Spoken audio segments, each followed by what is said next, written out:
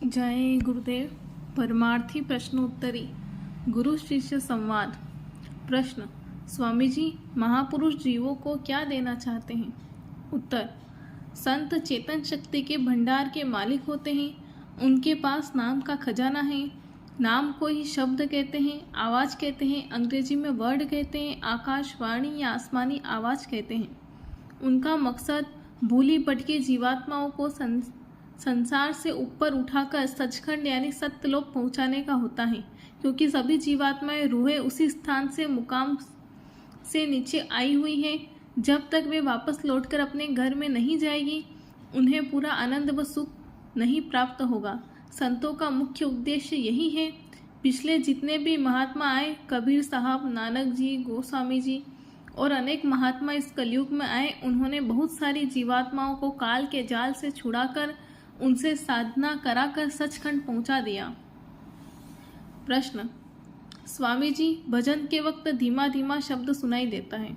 उत्तर, आप अंतर में धीमा धीमा शब्द सुनते हैं तो फिर आपको अंतर जगत की यात्रा शुरू करनी चाहिए। पहला जरूरी काम ध्यान को एकाग्र करने का है, अर्थात फैले हुए और फैलते हुए ध्यान को तीसरे तिल में खड़ा करना। ध्यान करें या भजन करें, एकाग्रता जरूरी है। अंतर में देखते और सुनते हैं वह शक्ति जो हमारे आँख, कान इत्यादि द्वारा ऊपरी मंडलों, स्वर्ग, बैकुंठ आदि लोकों में काम करती है।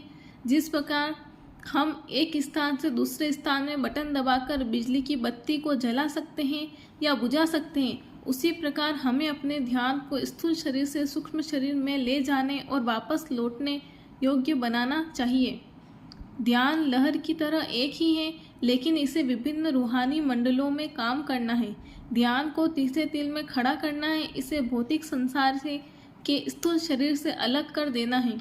जब इस अवस्था की प्राप्ति हो जाती है, तब हम इस भौतिक संसार के स्थूल शरीर से बिल्कुल अलग रहते हैं, लेकिन अंतर में जागृत अथवा चेतन रहते हैं। इसलिए भजन ध्यान के नियम को रोज रोज करना चाहिए, और अगर विरह के अंग को लेकर करें तो जल्दी तरक्की होती है।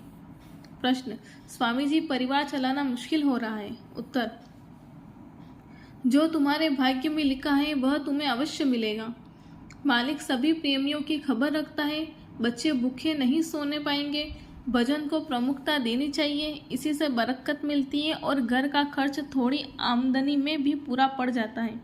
कर्ज से दूर रहना। एक बार कर्जा ले लिया तो अदा करना मुश्किल पड़ जाता है। मूल तो अदा हो जाता है, मगर ब्याज की रकम बढ़ती जाती है, खत्म होने का नाम नहीं लेती। कैसे अदा करना है?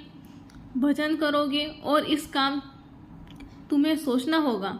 मालिक की दया तो है ही। जब भजन करोगे और इस काम की प्रमुखता दोगे, तभी अनुभव होगा। संसार में बार बार यह बात समझाई जाती है, वक्त के साथ चलोगे तभी आराम मिलेगा। समय तो खराब है ही, किसी तरह इसे पार करना है। प्रश्न, स्वामी जी नाम धुन कब सुनाई पड़ती है? उत्तर, नाम यानी शब्द तीसरे तिल से शुरू होता है। तीसरा तिल दोनों आँख के ऊपर है। जब तक अभ्यासी तीसरे तिल तक नहीं पहुंच जाता, तब तक उसे शब्द सुनाई नहीं देता। जब भी साधक का ध्यान तीसरे तिल में पहुंचता है, उसे शब्द यानी आवाज अवश्य सुनाई पड़ती है।